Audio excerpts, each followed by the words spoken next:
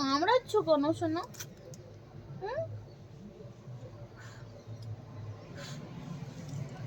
বসো।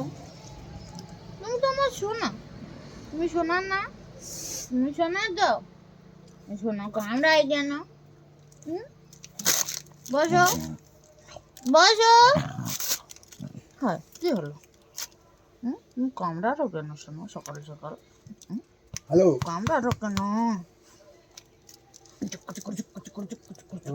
কোথায় যাবে বলছে? হ্যালো, বলছি কথা বলছো?